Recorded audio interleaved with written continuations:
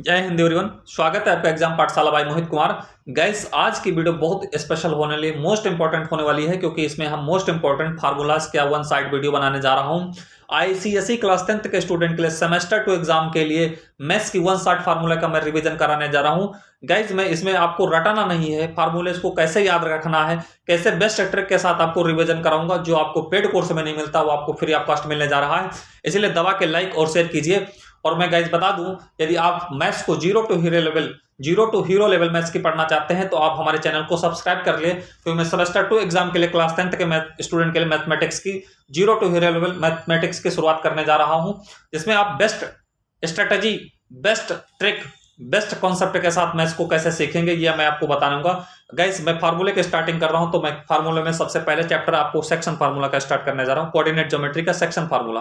Coordinate geometry guys इसलिए start कर रहा हूं क्योंकि कोऑर्डिनेट ज्योमेट्री आपके पेपर में 13 मार्क्स की आ रही है। मैं आज एक वीडियो बना चुका हूं जिसमें आप मैथ्स में how 40 out of 40 marks semester 2 exam में कैसे मैथ में 40 आउट 40 मार्क्स लाएंगे, उसकी एक वीडियो प्रॉपर बता दिया। प्रॉपर उसमें बताया किस चैप्टर से कितने क्वेश्चन पूछे जाने हैं। तो गाइस, यदि आपने उस वीडियो को नहीं देखा तो आप जाकर उस वीडियो को देख लें, जैसे आपको एक पता चल जाएगा कि किस तरह से हमें मेहनत करने की जरूरत है। गाइस, सेक्शन फार्मूले में सबसे पहले आपने पढ़ा होगा सेक्शन फार्मूला। तो गाइस, आप जानते हैं कि ये एक सेक्शन फार्मूला है, कि यहाँ पे आपको गाइस लिखा है कि सेक्शन फार्मूला है क्या। गाइस, पहले समझते हैं। दो पॉइंट पी और क्यू होते हैं। गाइस, दो पॉइंट पी और क्यू होते, एक लाइन होती है, उनको पॉइंट को मान लेता है पी और क्यू। एक लाइन नाम है पी क्यू। उसमें क्या करता है, एक पॉइंट होता है बीच में, क्या करता था आर। ये क्या कर देता है, इस लाइन को क्या कर देता है, डिवाइड कर देता है। डिवाइड करेगा कभी इंटरनली कभी एक्सटर्नली, तो इससे घबराना नहीं। सबसे ज्यादा आपके क्वेश्चन इंटरनली से ही पूछे जाते हैं। इसके कोऑर्डिनेट क्या देते हैं, x1 y1 गाइस, और इसके कोऑर्डिनेट क्या गाइस देते हैं, x2 y2। ठीक है गाइस, और इसके पॉइंट क्या होंगे, x, y। किस रेशियो में डिवाइड करते हैं गाइस, m1 रेशियो m2 मान लेता हूं, m1 रेशियो गाइस m2 मान लेता हूं। तो फार्मूला क्या बनता है इंटरनली का। गाइस, फार्मूला इंटरनली का ये बनता है कि r के कोऑर्डिनेट कैसे निकाले जाते हैं। Guys, r, y is equal to लिखते हैं। ठीक है गाइस, क्या लिखते हैं, m1 है तो x2 आएगा, m1 है तो x2 आएगा गाइस, प्लस m2 है तो x1 आएगा। गाइस, m2 है तो x1 आएगा अपान m1 प्लस m2 गाइस होता है, अपान m1 प्लस m2 होता है। ये x का कोऑर्डिनेट निकल कर आया। इसी तरह गाइस y का कैसे लिखा जाता है, तो m1 y2 plus m2 y1 अपान m1 plus m2 guys, m1 plus m2। ये इंटरनली का फार्मूला गाइस है। इसको आप याद कर लीजिए कि इंटरनली कैसे बाइसेक्ट करता है। तब आर एक्स कामा वाई बराबर m1 x2 plus m2 x1 अपान m1 प्लस m2 कामा y1 m2 plus y2 m1 अपान m1 प्लस m2। गाइस, इस फार्मूले को याद रखना। ये इंटरनली का है। एक्सटर्नली के लिए गाइस क्या बीच में माइनस लग जाता और कुछ नहीं होता, बस माइनस लग जाता है। बट गाइस, इससे क्वेश्चन कितने तरीके से पूछता है। जब ये चीज गाइस दे रखी होती पॉइंट पी और क्यू, पॉइंट ऑफ पी और क्यू, तो इससे कितने तरीके से क्वेश्चन पूछ सकता है। तो मैं गाइस आपको बता रहा हूं इससे कितने तरीके से क्वेश्चन बनता है, इससे ज्यादा नहीं इससे क्वेश्चन पूछा जा सकता। आप ध्यान रखना, x1 कामा y1, x2 कामा y2। ठीक है गाइस, और ये डिवाइड कर रहा है r x कामा y। ठीक है, तो इससे गाइस 4 तरीके से क्वेश्चन पूछता है। 4 तरीके से गाइस कैसे क्वेश्चन, कभी आपसे गाइस क्या करेगा कि पी क्यू के पॉइंट दे रखे हैं, आर के कोऑर्डिनेट पूछ लेगा, तो एमओ इसका रेशियो भी दे रखा होगा, इसकी रेशियो भी आपको बताएगा किस रेशियो में इसको डिवाइड कर रहा। कभी कभी क्या क्वेश्चन कितने तरीके से, तो कभी पी के पॉइंट पूछेगा, तो कभी आर के पॉइंट पूछेगा, कभी क्यू के पॉइंट पूछेगा। मतलब 3 चीजें आपको दे देखा है, चौथी चीज आपसे पूछेगा, कभी रेशियो भी पूछ सकता है आपसे निकालने के। और जब भी गाइस रेशियो निकालने के लिए पूछा जाता है तो आपको हमेशा ध्यान रखना कि रेशियो हमेशा जब निकालना होता है तो के रेशियो 1 मान लेते हैं, रेशियो लेट कर लेते हैं। m1 रेशियो m2 की जगह हम क्या मान लेते हैं, के रेशियो 1। तो ये आपसे क्वेश्चन क्या हो जाता है, आसान हो जाता है। और गाइस याद रखना, सेंट्रॉइड क्या होता है गाइस, सेंट्रॉइड क्या कर देता है, सेंट्रॉइड जैसे एक ये ट्रायंगल है ए बी गाइस और सी, x1 y1 x2 y2 x3 y3। Centroid का मतलब क्या होता है, ट्रायंगल का सबसे मिड पॉइंट हो कहलाएगा। सेंट्रॉइड ट्रायंगल का सबसे मिड पॉइंट रहेगा। इसके पॉइंट निकालने का फार्मूला क्या गाइस होता है, तो याद रखना गाइस, ये मिड पॉइंट होता है, तो इसका फार्मूला गाइस होता है x1 x2। ये गाइस यहाँ पे लिखा है, गाइस यहाँ पे लिखा x1 plus x2 plus x3 अपान 3, x1 plus x2 plus x3 अपान 3 कामा y1 guys plus y2 plus y3 upon 3। Guys याद रखना सेंट्रॉइड के मिड पॉइंट का फार्मूला निकालने का, सेंट्रॉइड का है, सेंट्रॉइड गाइस जो है ट्रायंगल में बनता है, और ट्रायंगल का फार्मूला निकालने का क्या हो जाए, तीन वर्टिसेस ट्रायंगल की दे रखी होंगी, तीनों वर्टिसेस के कोऑर्डिनेट आपको दे रखे होंगे, तो मिड पॉइंट उसके कोऑर्डिनेट निकालने के लिए क्या करना होगा आपको, x1 plus x2 plus x3 upon 3, y1 plus y2 plus y3 upon 3। दबा के लाइक और शेयर सब्सक्राइब कीजिए चैनल को। अगर आपको ऐसा ही वीडियो पाना है तो आप हमें कमेंट करके बताएं किस चैप्टर को आपको सबसे पहले किस चैप्टर की वीडियो चाहिए, आप हमें कमेंट करके बताएं। ये सेक्शन फार्मूले कहते हैं गाइस। इसके बाद आपको मैं देखो करवा रहा हूं, ये अब स्ट्रेट लाइन पे चल रहे हैं गाइस। स्ट्रेट लाइन में क्या गाइस है कि equation of line parallel to X axis. अगर कोई लाइन एक्स एक्सिस के पैरेलल है गाइस, याद रखना जैसे ये कोऑर्डिनेट होता है, अगर कोई लाइन ये एक्स एक्सिस है गाइस, और ये क्या है गाइस, वाई एक्सिस है। अगर कोई लाइन एक्स एक्सिस के पैरेलल है तो y बराबर 0 पुट कर लिया जाता है गाइस, याद रखना। अगर कोई लाइन एक्स एक्सिस के पैरेलल है तो y बराबर 0 पुट कर लिया जाए। इसी तरह कोई लाइन अगर y एक्सिस के पैरेलल है तो x बराबर 0 पुट कर लिया जाता है। ध्यान रखना कि अगर कोई लाइन x एक्सिस के पैरेलल है तो y बराबर 0 पुट कर लिया जाता है, और अगर कोई लाइन y एक्सिस के पैरेलल है कोई लाइन, तो x बराबर क्या गाइस क्या हो जाता है, 0 हो जाता है, या आप उसको कांस्टेंट भी कह सकते हैं। और फार्मूला याद कर लीजिए आपके, फार्मूला गाइस क्या है, जैसे कोई लाइन किसी लाइन के क्या पॉइंट दे रखे हैं और उसका स्लोप दे रखा है, तो फार्मूला क्या हो जाता है इक्वेशन निकालने का, y minus y1 guys m x minus x1 हो जाता है। अगर किसी लाइन के पॉइंट दे रखे हैं और उसका स्लोप दे रखा है गाइस, तो इक्वेशन निकालने का फार्मूला क्या हो जाता है, y माइनस y1 बराबर y माइनस y1 बराबर m x minus x1।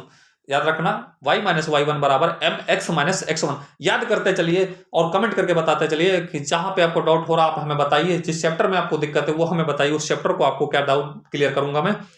Guys ये है, अगर आपको स्लोप नहीं दे रखा है और इक्वेशन पूछ लेंगे, स्ट्रेट लाइन की इक्वेशन पूछी जाएगी, जैसे दो पॉइंट दे रखे होंगे, ठीक है, P और Q मान लेते हैं, दो पॉइंट P, इसके कोऑर्डिनेट दे रखे होंगे x1 y1 और इसके कोऑर्डिनेट दे रखे होंगे x2 y2, कोऑर्डिनेट जो भी दे रखे हो, तो स्लोप इक्वेशन ऑफ लाइन क्या होगा, तो ध्यान रखना गाइस इक्वेशन ऑफ लाइन कैसे निकालते हैं।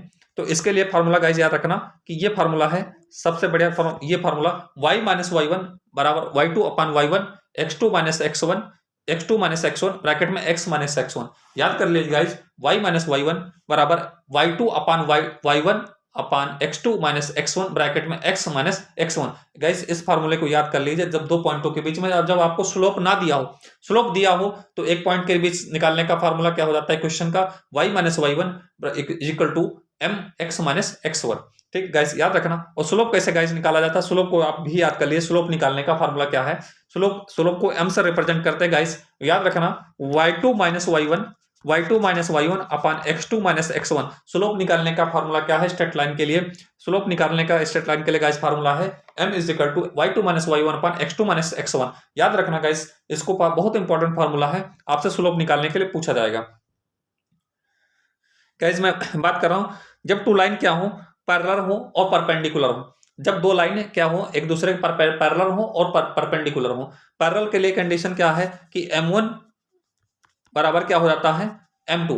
फर्स्ट लाइन दो लाइन की इक्वेशन दे रखी होंगी गाइस, आपको दो लाइन की इक्वेशन दे रखी होंगी, दो पहले लाइन का आप स्लोप निकाल लेंगे, दूसरे लाइन का स्लोप निकाल लें। अगर पैरेलल की कंडीशन कह रहा तो m1 बराबर m2 पुट कर देंगे। स्लोप को m से रिप्रेजेंट करते हैं, जबकि दो लाइनें हैं तो इसीलिए पहले को m1 मान लेंगे स्लोप, दूसरे लाइन का हम m2 स्लोप मान लेंगे।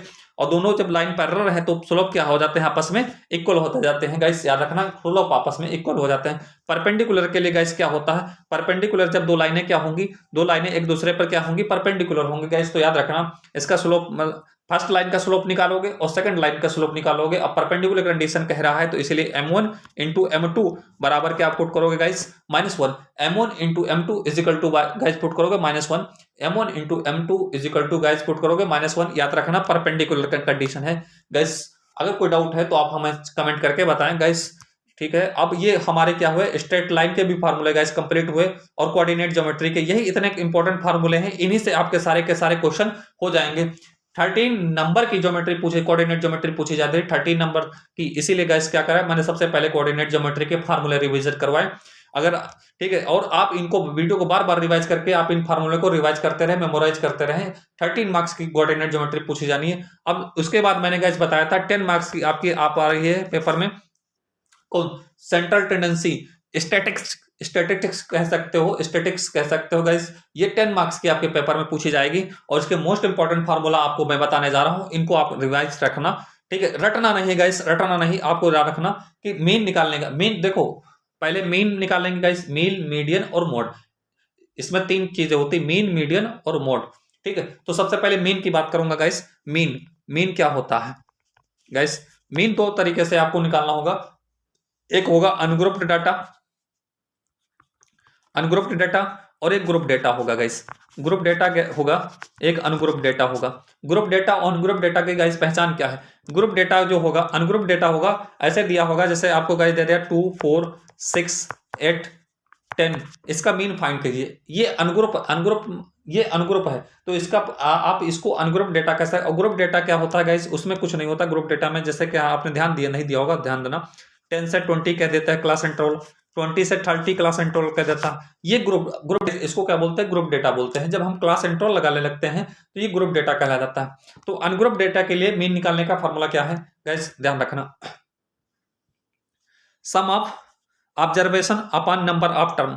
डायरेक्टली अगर ऐसे कहीं आपको क्वेश्चन दिया 2 4 6 8 9 10, इसका मीन निकालिए, तो अनग्रुप डेटा है, तो इसका डायरेक्टली आप फार्मूला याद रखना कि sum of observation, sum of observation upon guys number of term, number of term. ये मीन निकालने का डायरेक्टली है अनग्रुप डेटा के लिए गाइस। कर sum of observation upon number of term, जितने भी सम, उसका जो भी दिया हो डेटा उसको सम कर दो, जितने टर्म आ रहे हो उसको डिवाइड कर दो, आपका मीन निकल आता है अनग्रुप डेटा के लिए गाइस। ध्यान रखना। और एक फार्मूला भी है कि आपको क्या रखना, याद रखना, सबसे ज्यादा ग्रुप के लिए जो है मेन एक फार्मूला याद पूछा जाता है। अब एक फार्मूला है X bar is equal to क्या हो जाता है? समेसन या सिग्मा बोलो, F I X I upon sigma F I, ठीक है। ये गाइस याद रखना फार्मूला। ये अनग्रुप डेटा के लिए भी फार्मूला, एक अनग्रुप डेटा के लिए एक फार्मूला भी है सॉर्ट निकालने का। Mean X bar is equal to guys क्या है? Sigma F I X I upon sigma F I. इसे आप summation of F I X I upon summation of F I भी कह सकते हैं, याद रखना। बस आपको क्या करना होगा, दोनों की मल्टीप्लाई करके सम करके टोटल फ्रीक्वेंसी से क्या कर देना होगा? डिवाइड कर देना होगा। ये फार्मूला है मीन निकालने का अनग्रुप डेटा के लिए। इसका शॉर्टकट फार्मूला इतने आपको गाइस जरूरत नहीं है, शॉर्टकट फार्मूला की जरूरत नहीं पड़ेगी। अब इतना याद कर लीजिए। आपको अगर क्वेश्चन में लिख कर नहीं आ रहा है स्टेप डिविजन मेथड से, एज्यूम मेथड से, या कुछ मेथड से कीजिए, खाली मीन निकालने के लिए आ रहा है, तो आप यही फार्मूला लगा देना गाइस। इसी फार्मूले से आप क्या हो जाए formula F I X I upon sigma F आई, ये मीन निकालने का डायरेक्टली फार्मूला है। बाकी हम आपको गाइस बता दे रहे हैं मीन शॉर्टकट मेथड क्या है गाइस। देखिए ये,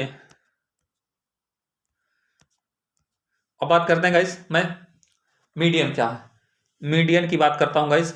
मीडियन, मीडियन क्या है? तो मीडियन, आपने मीडियन के 2 इंपॉर्टेंट फार्मूले हैं, बस आपको उन्हीं को याद कर लेना। मीडियन के लिए पहले तो सब गाइस, सबसे पहले एक याद रखना स्टेप कि जो भी डेटा गिवन हो, चाहे ग्रुप हो चाहे ग्रुप, मीडियन भी गाइस 2 टाइप से होता है, ग्रुप और अनग्रुप। मीडियन को सबसे पहले गाइस क्या करना होगा, आप या तो असेंडिंग ऑर्डर में अरेंज कर लेना डेटा को, या फिर डिसेंडिंग ऑर्डर में अरेंज कर लेना। एक काम जरूर करना, सबसे पहले डेटा को असेंडिंग ऑर्डर में अरेंज करना या फिर डिसेंडिंग ऑर्डर में। उसके बाद आपको 2 फार्मूले, नंबर ऑफ टर्म देखना, कितने नंबर ऑफ टर्म आ रहे हैं। अगर नंबर ऑफ टर्म को n से रिप्रेजेंट करते हैं, नंबर ऑफ टर्म क्या है? एक होगा इवन गाइस और एक होगा ऑड, ठीक है। एक होगा इवन गाइस और एक होगा ऑड। तो अगर इवन है तो आपको फार्मूला कुछ और होता है गाइस, और ऑड है तो फार्मूला कुछ और होता है। तो मैं गाइस आपको बता रहा हूं मीडियन का, पहले ऑड के लिए फार्मूला बता। n इज इक्वल टू क्या है गाइस? ऑड है। ऑड है तो मीडियन का फार्मूला क्या हो जाता है गाइस? याद रखना कि n plus 1 by 2th term, n plus 1 by 2th term, n plus जो भी नंबर ऑफ टर्म है उसमें एक जोड़कर 2 से डिवाइड कर दो। वही आपका क्या करना होगा, चेक करना होगा ग्रुप में कि किस नंबर का टर्म है, वही आपकी मीडियन कहलाता है, वही आपका मीडियन कहलाएगा गाइस। तो फार्मूला याद रखना, ऑड के लिए मीडियन का फार्मूला क्या होता है guys? n plus 1 upon 2th term. और इवन के लिए गाइस फार्मूला क्या होता है? यहाँ पे इवन के लिए गाइस यहाँ पे फार्मूला लिखा गया है, यहाँ पे इतने फार्मूले पर नजर डालिए गाइस, ये है, इस फार्मूले पर नजर डालिए गाइस। ये इवन के लिए है कि n by 2th term plus n plus 1 upon 2th term, आपको याद रखना n by 2 plus n by 2 plus 1 एथ गाइस, इतना बाई 2 2 से क्या कर देना है डिवाइड। ध्यान रखना guys n/2th term plus n/2 + 1, ये बात ध्यान रखना गाइस कि जो ये चीज जो रहती है ये ब्रैकेट में रहती है, पहले क्या करना होगा n से को डिवाइड करना होगा, फिर 1 को ऐड करना होगा, फिर टोटल 2 से डिवाइड करना होगा। ये इवेंट का फार्मूला गाइस है मीडियन निकालने का, ध्यान रखना। ठीक है गाइस, ये फार्मूला मोड का गाइस क्या है, मोड तो आप जानते ही होंगे गाइस, इसमें कोई दिक्कत वाली बात नहीं है। मोड में गिवन डेटा को आपको भी मोड में क्या होगा असेंडिंग या डिसेंडिंग में अरेंज कर लो डेटा को, और जो भी डेटा आएगा जो सबसे ज्यादा रिपीटेड टर्म है, जो सबसे ज्यादा रिपीट कर रहा है वही वो मोड कहलाता है, क्वेश्चन का वही मोड कहलाता है गाइस, ध्यान रखना। मोड का निकालने का कोई बहुत विशेषता बड़ा फार्मूला नहीं है।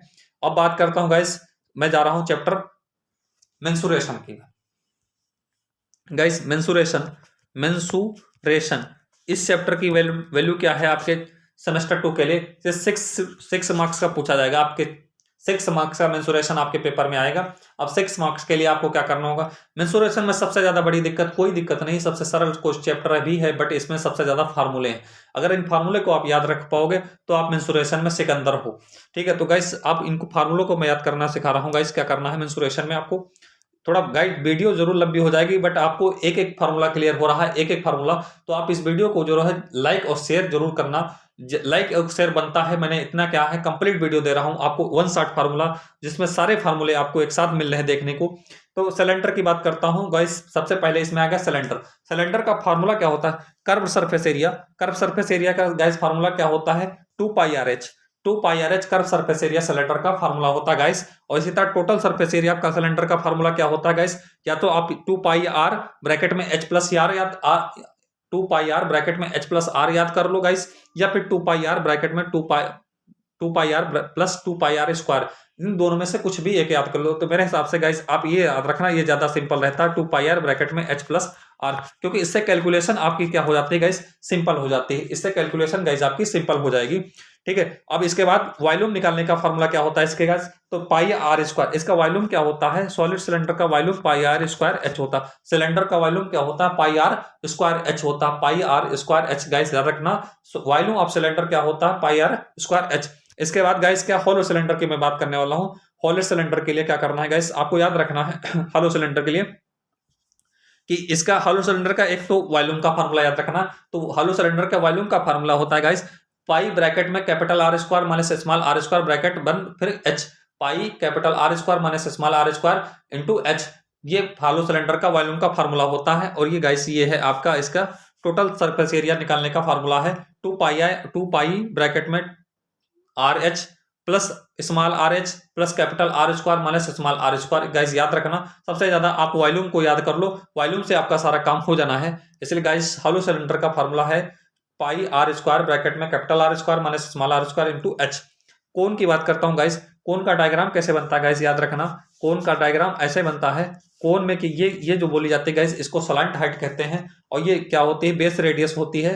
तो गाइस इसके फार्मूले में बता रहा हूँ, स्लैंट हाइट क्या निकालने का फार्मूला क्या है, एल जब कभी निकालना होगा स्लैंट हाइट को एल से रिप्रेजेंट करते हैं, एल बराबर होता है √r² प्लस h² होता है गाइस। और कर्व सरफेस एरिया किसका, कोन का गाइस, कर्व सरफेस एरिया किसका, कोन का पाई RL होता है, पाई RL curve surface area cone का क्या होता है फार्मूला गाइस पाई RL होता है। और टोटल सरफेस एरिया गाइस क्या होता है कोन का पाई r ब्रैकेट में l plus r, total surface area cone का गाइस क्या होता है पाई r ब्रैकेट में l plus r, pi r guys l plus r हो जाता है, पाई r ब्रैकेट में l प्लस r गाइस ये होता है कोन का टोटल सरफेस एरिया निकालने का। Volume of cone formula guys क्या होता है 1/3 पाई r² h होता है, 1/3 पाई r²h वॉल्यूम ऑफ कोन। कोन का वॉल्यूम निकालने का गाइस फार्मूला क्या होता है 1/3 पाई r²h, याद रखना गाइस। ठीक है, इसके बाद गाइस चल रहा है सॉलिड स्फीयर। स्फीयर पे गाइस क्या बात करते हैं, तो स्फीयर का सरफेस एरिया क्या होता है गाइस निकालने का, सरफेस एरिया गाइस स्फीयर का निकालने का फार्मूला होता है 4πr² होता है। सरफेस एरिया गाइस निकालने का स्फीयर का फार्मूला क्या है 4πr²। और वॉल्यूम निकालने का फार्मूला क्या है 4/3 पाई r³ गाइस होता है। वॉल्यूम निकालने का स्फीयर का फार्मूला क्या है 4/3 पाई r³। याद रखना गाइस, इस फार्मूला को क्या करना है आपको मेमोराइज करना है। आप अपना वीडियो लगाकर कहीं किनारे रख दीजिए, उसके बाद आप उन फार्मूलों को क्या है सुनते रहिए, आपको मेमोराइज रहेंगे, ज्यादा समय तक याद रहेंगे गाइस। अब इसके बाद क्या करते हैं स्फेरिकल सेल की बात करते हैं guys. Spherical shell, spherical shell के, तो इसका जो है गाइस फार्मूला क्या होता है वॉल्यूम निकालने का ही फार्मूला सबसे ज्यादा इसका स्पेरिकल सेल का गाइस पूछा जाता है। तो वॉल्यूम निकालने का फार्मूला इसके गाइस है 4/3 pi capital R cube minus small R cube, capital R cube minus small R cube guys इसका फार्मूला है स्पेरिकल सेल का। ठीक है। सॉलिड हेमिस्फेयर बहुत इंपॉर्टेंट है। इस सॉलिड हेमिस्फेयर से सबसे ज्यादा क्वेश्चन बनेंगे गाइस, ध्यान रखना। तो हेमिस्फेयर का फार्मूला क्या होता है? कर्व सरफेस एरिया निकालने का formula guys 2 pi R square होता है। कर्व सरफेस एरिया निकालने का फार्मूला गाइस क्या होता है? 2 पाई आर स्क्वायर होता है। जबकि टोटल सरफेस एरिया निकालने का हेमिस्फेयर का फार्मूला होता है 3 पाई आर स्क्वायर गाइस होता है। टोटल सरफेस एरिया निकालने का हेमिस्फेयर का फार्मूला है गाइस 3 पाई आर स्क्वायर होता है। और वॉल्यूम निकालने का हेमिस्फेयर का फार्मूला क्या हो जाता है? 2/3 गाइस पाई आर क्यूब होता है। 2/3 पाई आर क्यूब गाइस फार्मूला होता है। इसी तरह गाइस आपको क्या करना, बस इसमें इतने ही ज्यादा इंपॉर्टेंट फार्मूले हैं। इसके बाद मैं चल रहा हूँ गाइस ट्रिग्नोमेट्री पे बात कर रहा हूँ गाइस। इसमें कुछ नहीं गाइस, बस आपको क्या करना है, ट्रिग्नोमेट्रीज की वैल्यू याद रखना होनी चाहिए बस, और इससे ज्यादा नहीं। आपको मैं दिखा रहा हूँ ट्रिग्नोमेट्रीज वैल्यू याद होनी चाहिए गाइस। ये ट्रिग्नोमेट्रीज वैल्यू है। साइन 0 डिग्री 0 होता है। साइन 30 डिग्री की वैल्यू 1/2 होती है। साइन 60 डिग्री की वैल्यू √3/2 होती है गाइस। साइन 45 डिग्री की वैल्यू क्या होती है? 1/√2 होती है। और साइन 90 डिग्री की वैल्यू क्या होती है गाइस? 1 होती है। इसी तरह आपको क्या करना, कास की याद कर लेना। कास 0 डिग्री की वैल्यू 1 होती है। कास 30 डिग्री की वैल्यू √3/2 होती है। कास 45 डिग्री की वैल्यू 1/√2 होती है। कास 60 डिग्री की वैल्यू 1/2 होती है। और कास 90 की वैल्यू गाइस क्या होती है? 0 होती है। बस आप क्या है, साइन का उल्टा होता है कास, बस इतना याद रखना। उल्टा चलने लगना, आपको कास की याद करने की जरूरत है। टेन 0 डिग्री की वैल्यू 0 होती है। टेन 30 डिग्री की वैल्यू 1/√3 होती है। टेन 45 डिग्री की वैल्यू गाइस 1 होती है। टेन 60 डिग्री की वैल्यू √3 होती है। और टेन 90 डिग्री की वैल्यू जो है गाइस नहीं नॉट डिफाइंड हो जाती है। ये तीन सबसे ज्यादा आपको ट्रिग्नोमेट्रीज वैल्यू याद रखना है। यही सबसे ज्यादा काम करेंगी, यही आपको याद रखना। और याद रखना गाइस क्या है कि आपको कॉम्प्लीमेंट्री एंगल जानते हैं सर गाइस, क्या कहा? साइन 90 माइनस थीटा क्या होता है? 90 पे कॉम्प्लीमेंट्री एंगल पे एंगल क्या हो जाता है? चेंज हो जाता है। इसीलिए साइन 90 माइनस गाइस थीटा क्या होता है? कॉस ए, या फिर sine 90 minus A equal to क्या हो जाएगा? Cos A. Cos 90 minus A sine A हो जाएगा। ठीक है। इसी तरह गाइस क्या हो, tan 90 minus A cot A हो जाता है। कॉट 90 माइनस ए, ठीक है गाइस, टेन ए हो जाता है। सेक 90 माइनस ए कोसेक ए हो जाता है। कोसेक 90 माइनस ए गाइस सेक ए हो जाता है। तो ये कॉम्प्लीमेंट्री एंगल क्या हो जाते हैं? चेंज हो जाते हैं। इस बात को ध्यान रखना गाइस। और तीन आइडेंटिटीज आपको याद रखना है। ये सबसे ज्यादा मोस्ट आइडेंटिटी यूज होगी आपके क्वेश्चन जब सॉल्व करेंगे। सबसे ज्यादा आइडेंटिटीज यही यूज होंगी, ध्यान रखना। Sine square A plus cos square A, sine square A equal to cos plus cos square equal to क्या होता है गाइस? 1 होता है। Sine square A plus cos square A equal to क्या गाइस होता है? 1 होता है। ये सबसे ज्यादा आइडेंटिटीज यूज होगी। दूसरी आइडेंटिटीज क्या है गाइस कि 1 plus tan square A equal to क्या होता है guys? Sec square A. 1 plus tan square A equal to guys क्या होता है? Sec square A. ये आइडेंटिटीज भी सबसे ज्यादा यूज होगी। ये तीन आइडेंटिटीज हैं। तीन आइडेंटिटीज के दम पे आप क्या करोगे? पूरी ट्रिग्नोमेट्रीज को क्या कर दोगे? खत्म कर दोगे। ट्रिग्नोमेट्री को पूरी उड़ा के रख दोगे। तीन आइडेंटिटीज को याद रखना। 1 plus tan square A equal to guys क्या होता है? Sec square A. 1 plus cot square equal to क्या होता है? Cosec square A. 1 plus cot square equal to cosec square. ये आइडेंटिटीज बहुत महत्वपूर्ण है। इन्हीं तीन आइडेंटिटीज पे आपकी पूरी ट्रिग्नोमेट्री समाप्त हो जाएगी। और आपको ट्रिग्नोमेट्रीज वैल्यू याद रखना है जो मैंने अभी बताया। और इससे ज्यादा आपको ट्रिग्नोमेट्री में कुछ याद रखने की जरूरत नहीं है, ज्यादा परेशान होने की जरूरत नहीं है। इसके बाद मैं चलता हूँ गाइस, सबसे जो है सबसे बेहतरीन सबसे खूबसूरत टॉपिक है सर्किल। और गाइस जैसे ही सर्किल का नाम लेता हूं बहुत बच्चों के मन में मतलब घबराहट पैदा हो जाती, तो किसी को घबराने की जरूरत नहीं है। सर्किल सबसे इंपॉर्टेंट टॉपिक है और सबसे सरल टॉपिक है। अब मैं आपको जब इसके सर्किल, सबसे पहले मैं सर्किल की ही शुरुआत करूंगा। सबसे पहले आपको मैं सर्किल वीडियो बनाऊंगा। जब आप हमारी वीडियो देखेंगे आपको पता चल जाएगा कितना सरल सर्किल है। थोड़ी बहुत प्रॉपर्टी मैं आपको बता रहा हूं, बाकी क्वेश्चन के साथ ही इसके सबसे ज्यादा कॉन्सेप्ट क्लियर होते हैं।